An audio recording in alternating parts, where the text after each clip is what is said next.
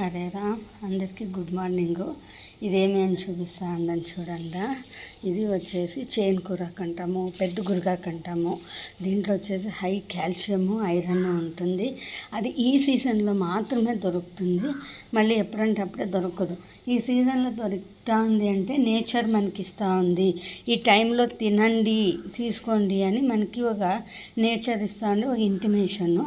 అట్లాటప్పుడు ఇది వచ్చేసి ఎవరైనా పల్లోళ్ళు అట్లా చేనుల మధ్యలో పెరుగుతుంది, వాళ్ళు మాత్రం తెచ్చేకవుతుంది. కమర్షియల్ అంటూ కాదు, ఈ సీజనల్ లీవ్స్ ఇది.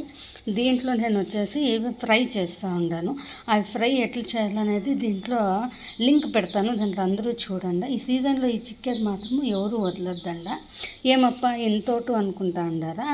ఇది వచ్చేసి మా ఇంట్లో చపాతీకి ఫ్రై చేసేది, బట్ మేము తీసుకునే రేషియో వచ్చేసి 50-50, అంటే ఎక్కువ క్వాంటిటీలో తీసుకుంటాం కాబట్టి కొంచెం ఎక్కువ ఆకుకూర ఇది తీసుకుంటాము. ఫ్రై చేస్తే కొంచెమే అయిపోతుంది. అందుకే ఆకుకూర ఎవరు కొందరు తింటాము తినలేదు అంటారు, బట్ అన్నిటికన్నా ఎక్కువ ఐరన్ కాల్షియం ఉంటుంది ఈ సీజన్లో. కంపల్సరీ అందరూ తీసుకోండి, టేస్ట్ చేయండి, చాలా బాగుంటుంది. మార్నింగ్ ఏమప్ప అనుకోవద్దండ, చూసాక ఇది గ్రీనరీ చూసంటే మనకి చాలా ఫ్రెష్ అనిపిస్తుంది. మన మనసుకి చాలా అంటే చాలా ఫ్రెష్గా ఉంటుంది.